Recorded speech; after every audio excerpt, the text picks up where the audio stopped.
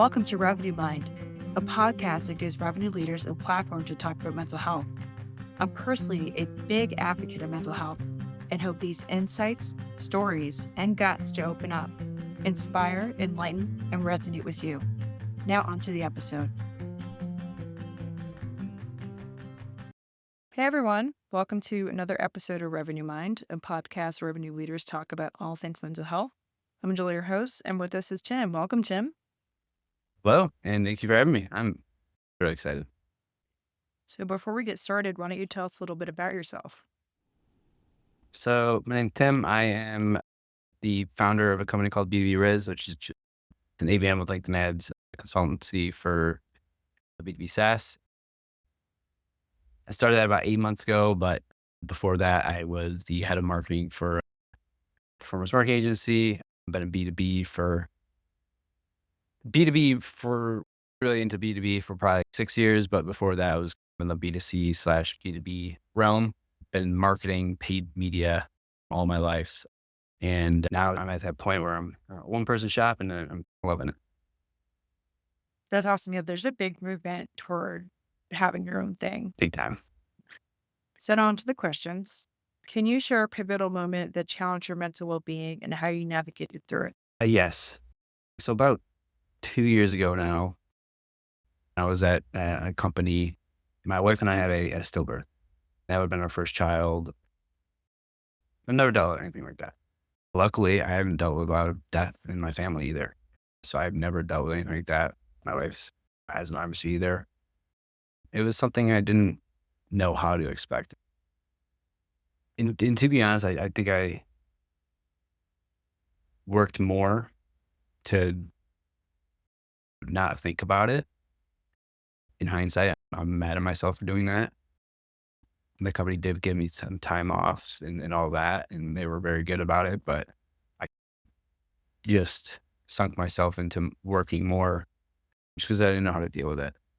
And it's one of those things where no one knows how to deal with it, right?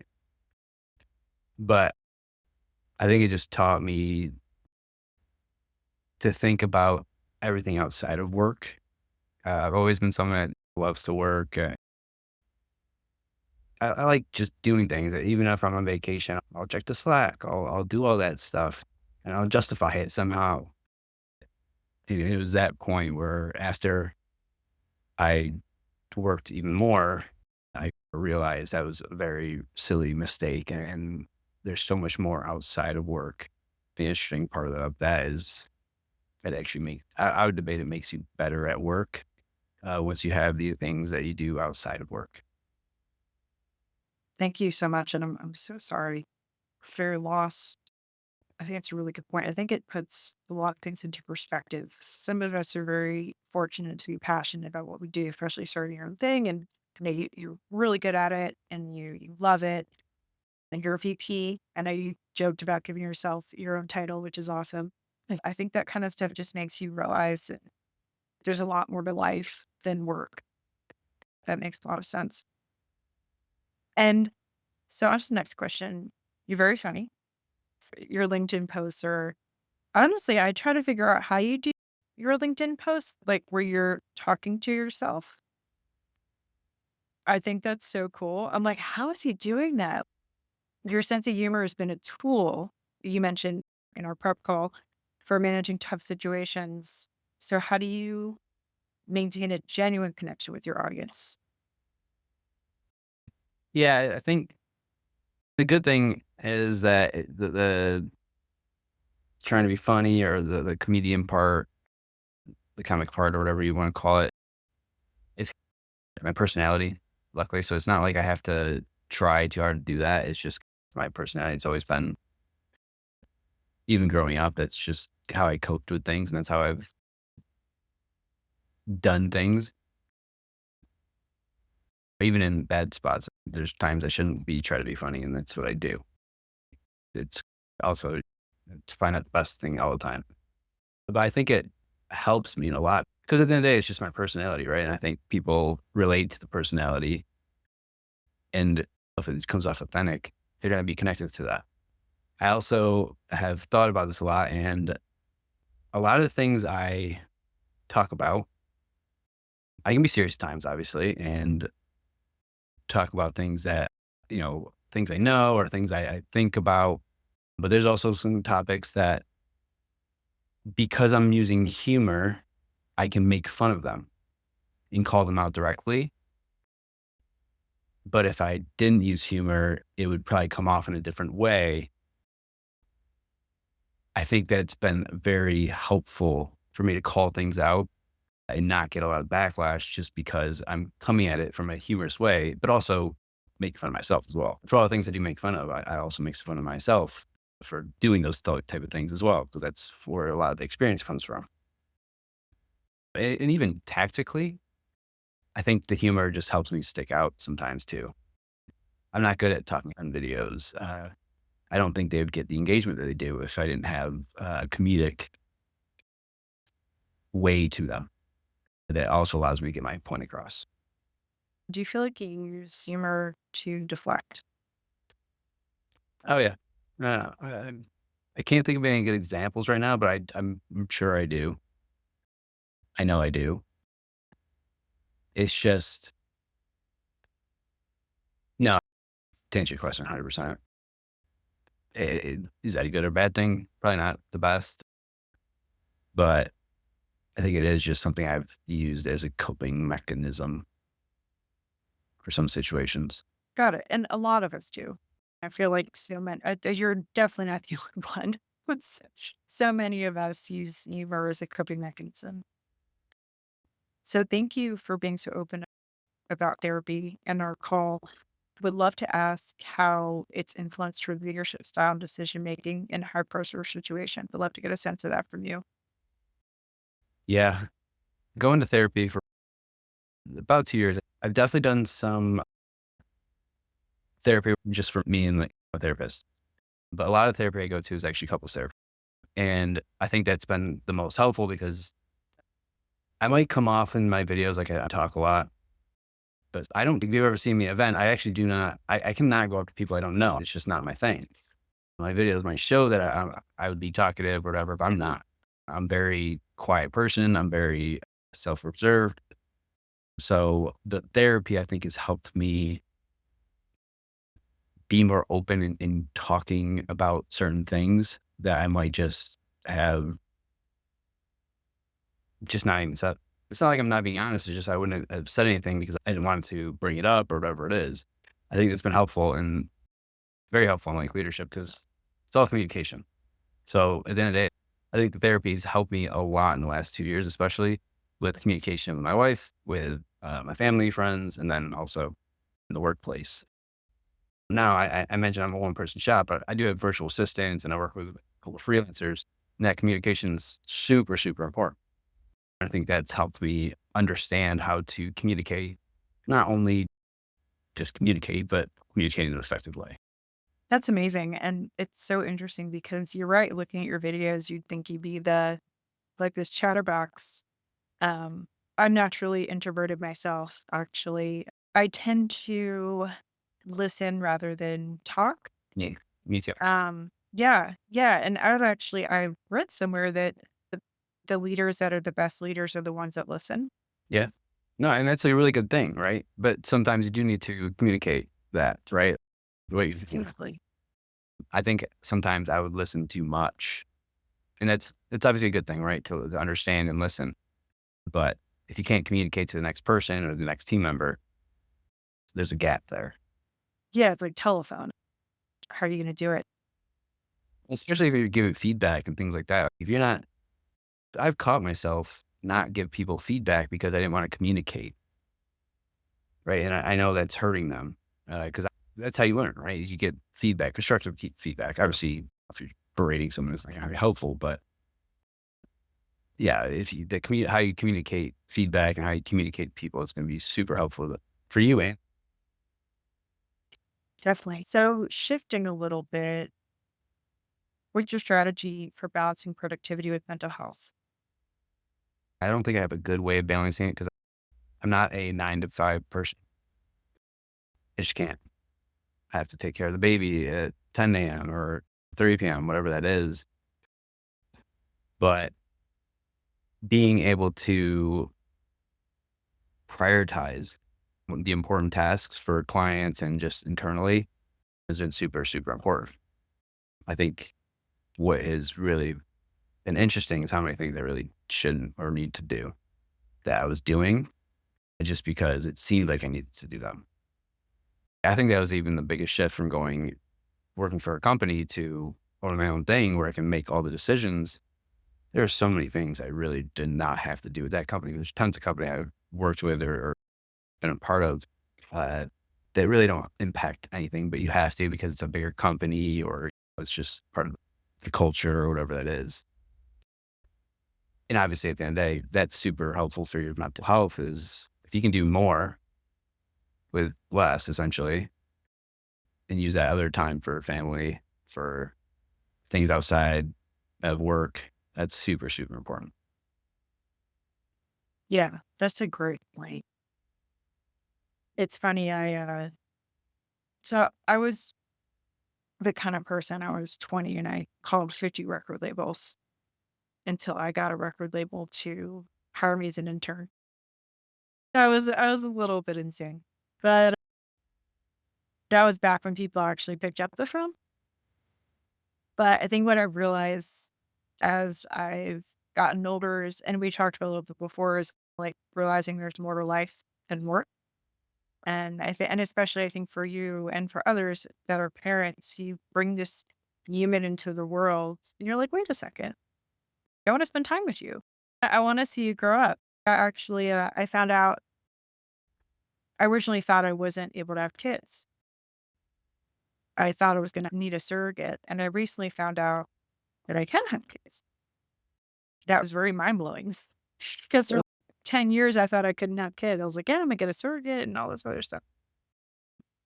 But it's really cool, and you think about how this is great. I love my job, love what I do, but how can I fill up my life to be as fulfilling as it can be?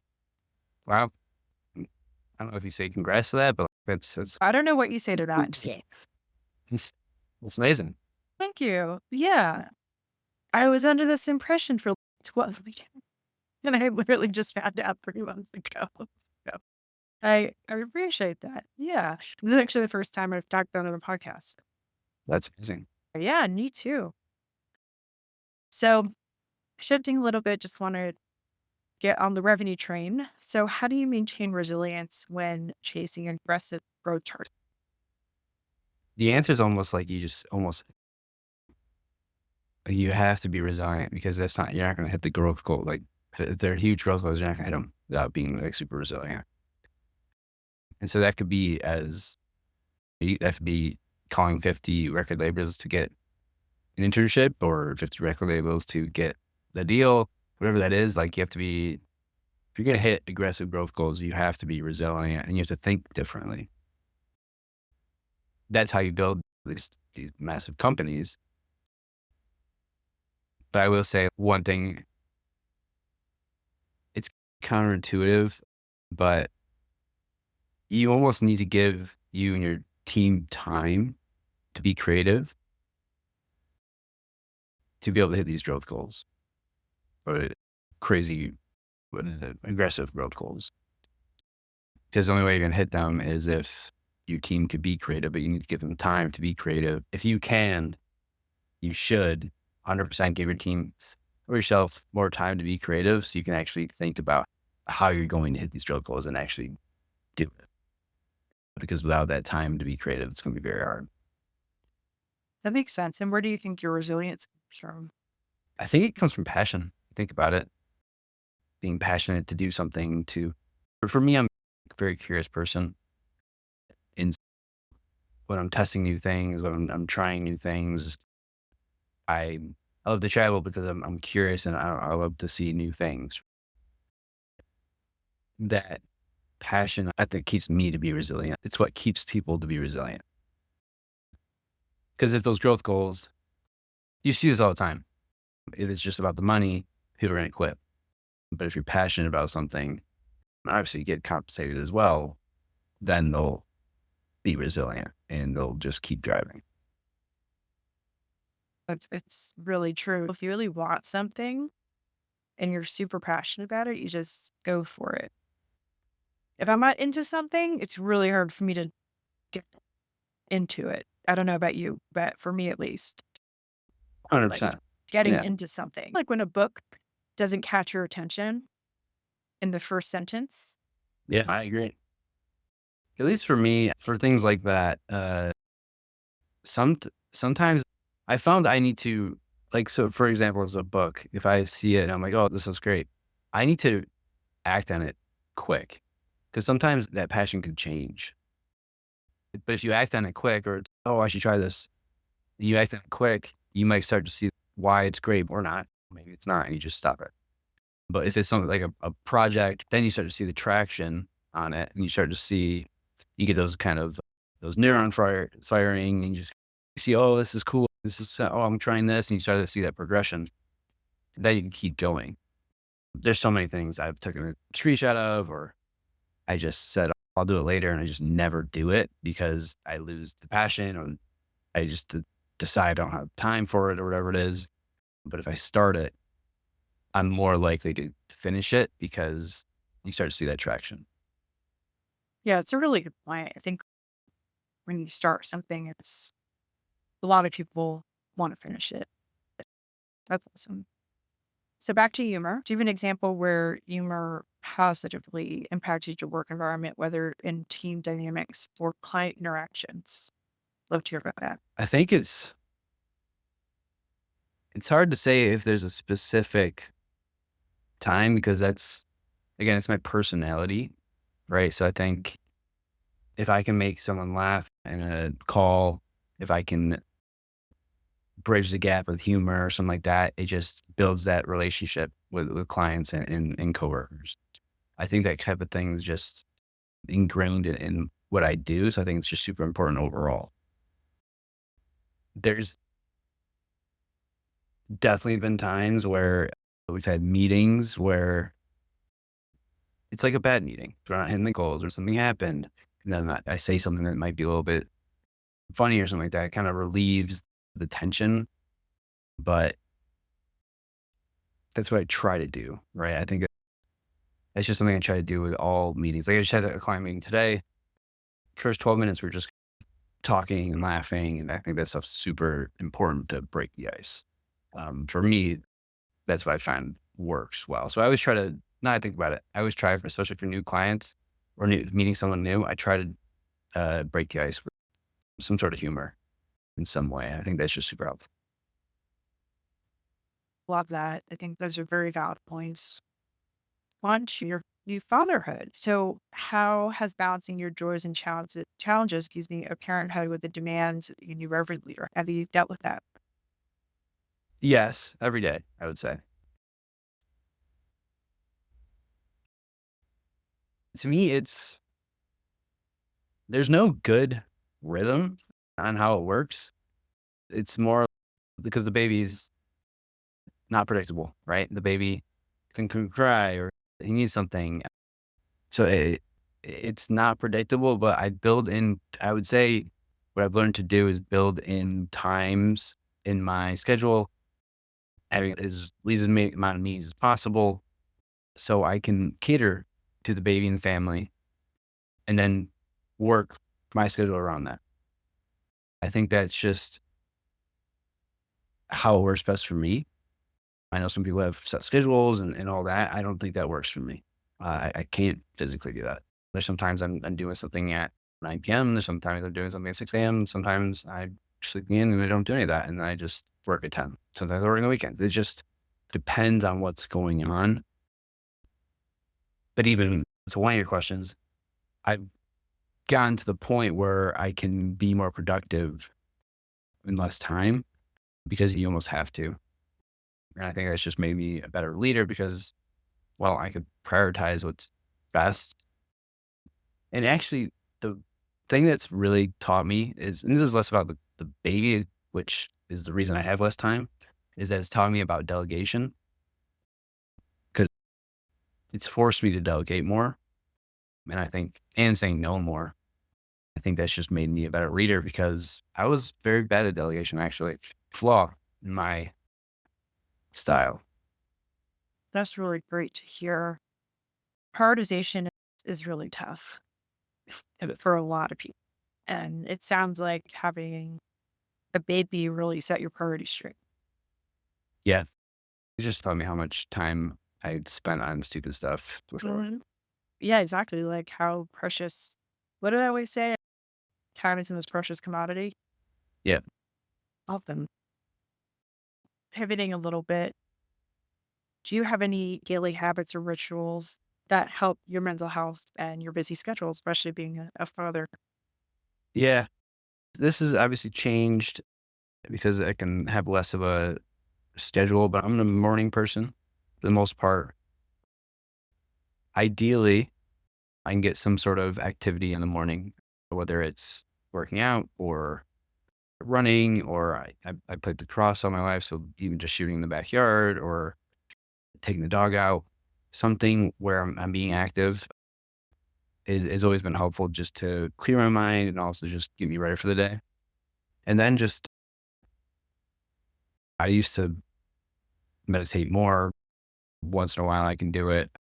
But to me, I think the most important part is just some sort of activity in the morning just to clear my head, listen to music, listen to a podcast, maybe it's silence. I think that to me has just been very important. It just sets me up for the day. That's great. I've mentioned a couple times on this podcast that I don't call it sprack, spin crack. So I wake up at like 5 a.m. and I have my coffee because I can't live without coffee. And then I'll do spin at 6. And it just sets up my whole day for success. I'm like, I can do anything. Got my ass kicked. Yeah. I know exactly that feeling. It feels so good. If I can go for a hike, you feel so good after that. You do. I mean, it really, endorphins are a thing. Oh yeah. 100%. Mental illness, no mental illness, they really stabilize your mood no matter what.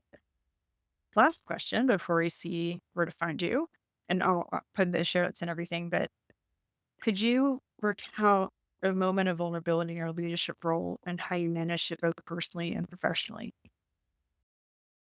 This is more on the client side. This happened multiple times, but just owning your mistakes has been super, super important for me.